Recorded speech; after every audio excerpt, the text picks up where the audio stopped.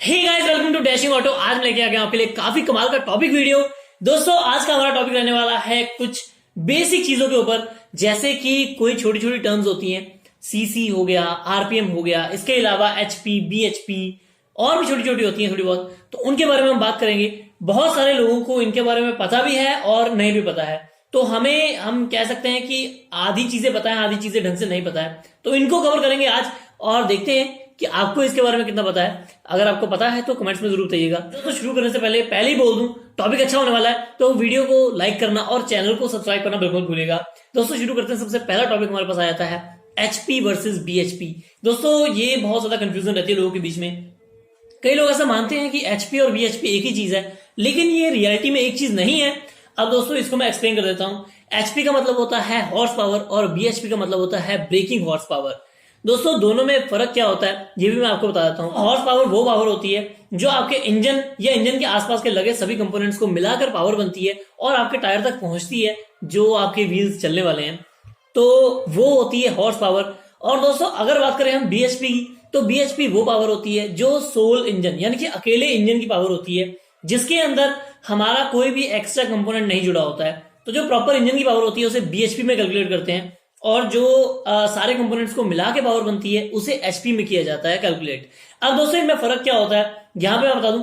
जब हम इनको कैलकुलेट करते हैं तो इनमें ज्यादा फर्क नहीं होता है। सीरियसली बताऊं तो कुछ पॉइंट्स का फर्क होता है। मान के चलिए कि एक बाइक है, उसकी जो एचपी है वो 10 एचपी आ रही है पावर, लेकिन अगर हम बीएचपी कैलकुलेट करेंगे तो उसमें कुछ पॉइंट फर्क आएगा, जैसे 9.9 समथिंग आएगा, तो 0.07 या 0.06 कुछ ऐसे पॉइंट्स ऊपर नीचे होंगे। ज्यादातर बीएचपी थोड़ी कम होती है, एचपी थोड़ी सी ज्यादा होती है, पर बिल्कुल एकदम माइनर पॉइंट्स का फर्क होता है। अब दोस्तों, अब आप समझ गए होंगे कि बीएचपी और एचपी में क्या फर्क होता है। दोस्तों, हमारे पास अगली चीज आ जाती है टॉर्क। ये काफी ज्यादा जरूरी है और बहुत सारे लोगों को नहीं समझ में आता है। दोस्तों, आज की वीडियो में आपको एक्सप्लेन करने वाला हूं। टॉर्क बेसिकली एक पावर ही होती है, लेकिन ये एक तरह की फोर्स होती है। ये इनिशियल पावर हम इसे कहते हैं। जैसे आपने गाड़ियों में सुना होगा, बाइक्स में सुना होगा कि इसकी पिकअप नहीं मिल रही है हमें, तो पिकअप जो होती है वो टॉर्क होता है। यानी कि दोस्तों, एक समझ लीजिए एग्जांपल के साथ में कि आपकी जो बाइक है या फिर कार है वो स्टैटिक फॉर्म में खड़ी है, एकदम नॉर्मल खड़ी है, चल नहीं रही है, अभी नॉर्मल खड़ी है एक जगह पे। लेकिन जब उसे चलना है, एक जगह से आपको दूसरी जगह पे लेके जाना, उसमें मूवमेंट लेके आनी है, तो मूवमेंट के लिए जो पावर यूज होती है वो पावर होती है टॉर्क। आप कह सकते हो वो पावर जो होती है बहुत ज्यादा होती है। ज्यादातर आपने सुना होगा गाड़ियों में या बाइक्स में, मैं बोलता हूं टॉर्क हमेशा ज्यादा रहता है एचपी वगैरह से। अब दोस्तों, ऐसा इसलिए क्योंकि वो इनिशियल पावर होती है। तो इनिशियल पावर का काम यही होता है कि आपकी जो बाइक है, कार है, जो भी है, वो एक स्टैटिक फॉर्म में खड़ी है। जब उसे चलना है, एक मूवमेंट लेके आनी है उसके अंदर, चीज के अंदर, तो जो एक धक्का लगता है, एक फोर्स लगती है, वो होता है टॉर्क। इसे दोस्तों और भी आसान भाषा में समझिए। मान लीजिए एक बॉक्स है बहुत बड़ा, एक जगह पे खड़ा हुआ है, आपको उसे धक्का मारना है। तो जब आप उसको धक्का मारना शुरू करोगे, वो स्टार्टिंग पॉइंट जहां से आप धक्का मार रहे हो, वहां पे जो आपने पावर लगाई, आपने देखा होगा, ध्यान दिया होगा, वहां पर उस टाइम पे ज्यादा पावर लगती है, वो होता है आपका खुद का टॉर्क। लेकिन जब आप धक्का मारना शुरू कर दिए, लगातार चलता जा रहा है, तो वहां पर क्या हो रहा है, वहां पर वो पावर थोड़ी कम हो जाती है आपकी, क्योंकि जो बॉक्स है वो अपने आप खिसकना शुरू हो जाता है।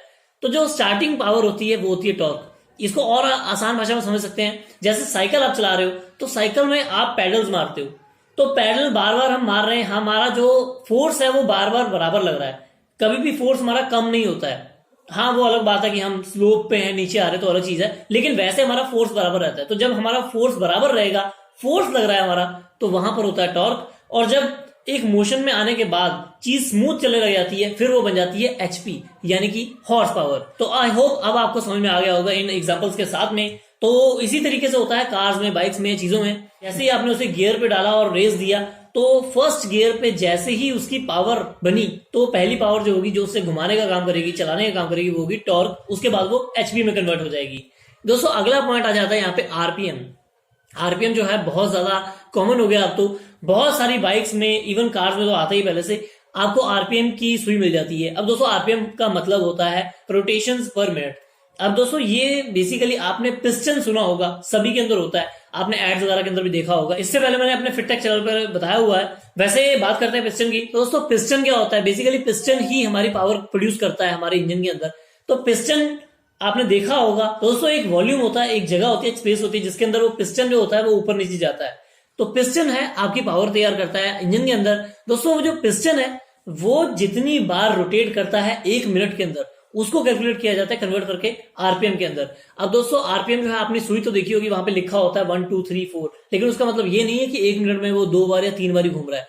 उसका मतलब होता है, आगे आपने देखा होगा 1000x लिखा होता है, उसका मतलब 3000 4000 बार। यानी कि मान के चलिए कि आपकी बाइक या आपकी कार जो है वो इस टाइम पर 6000 आरपीएम के ऊपर चल रही है, 6 के ऊपर सुई है और उसका मतलब होता है 6000। तो इसका मतलब ये है कि जो आपका पिस्टन है वो ऊपर नीचे जा रहा है 6000 बार 1 मिनट के अंदर अंदर। दोस्तों 1 मिनट के अंदर वो 6000 बार ऊपर नीचे जाएगा। तो ये होता है आरपीएम। गाइस इसके अंदर अगला पॉइंट आ जाता है सीसी। सीसी यानी कि क्यूबिक सेंटीमीटर। दोस्तों आपने सुना होगा, जैसे हम नॉर्मली बोल देते हैं 100 सीसी की बाइक है, 150 सीसी की बाइक है, या कार्स में भी बोल देते हैं जैसे 1000 सीसी का इंजन है, इसके अंदर 2000 सीसी का इंजन है। तो दोस्तों ये सीसी का मतलब होता है क्यूबिक सेंटीमीटर। दोस्तों जो मैंने आपको पहले पिस्टन बोला है, दोस्तों जो पिस्टन है वो एक जगह के अंदर ऊपर नीचे जाता है और अपनी पावर प्रोड्यूस करता है। दोस्तों वो जो जगह है, जितनी वो जगह है, उस जगह का वॉल्यूम, उस जगह की कैपेसिटी, वो होता है सीसी। दोस्तों ये जो एक सिलेंड्रिकल शेप होती है उसके अंदर का वॉल्यूम होता है। अब दोस्तों ये सीसी जितना ज्यादा होगा उतनी ज्यादा कैपेसिटी होगी और उतनी ही ज्यादा पावर बनेगी, इसलिए दोस्तों इसे कैलकुलेट किया जाता है। अब दोस्तों यहाँ पे अगर बात करें, गाड़ियों में आजकल ज्यादातर ये लिखा आता है जैसे 1.0 लीटर का इंजन है, 2.0 लीटर का इंजन है, या फिर 3.0 लीटर का इंजन है। दोस्तों इन सबका मतलब भी यही होता है, लेकिन 1000 क्यूबिक सेंटीमीटर का मतलब होता है 1 लीटर। तो अगर मैं बोल रहा हूं यहाँ पे 2000 सीसी यानी कि 2.0 लीटर का इंजन, तो जैसे गाड़ी में जितना भी लिखा है उसको इंटू 1000 कर लीजिए तो आपको पता चल जाएगा कि वो कितने सीसी का इंजन है। जैसे गाड़ी में लिखा आता है 1.5 सीसी का इंजन, तो उसका मतलब होता है 1500 सीसी का इंजन। दोस्तों यही होता है, बेसिक सी चीजें हैं, बहुत छोटी छोटी टर्म्स हैं, लेकिन बहुत काम की होती हैं, आप लोगों को पता होनी चाहिए। वैसे गाइस कैसी लगी आज की वीडियो कमेंट में लिखना बिल्कुल भूलिएगा, वीडियो को लाइक करना, चैनल को सब्सक्राइब करना बिल्कुल भूलिएगा। दोस्तों मैं मिलता हूं आपको किसी और टॉपिक के साथ में या फिर हमारी ऑटो न्यूज के साथ में। Thanks for watching, stay safe.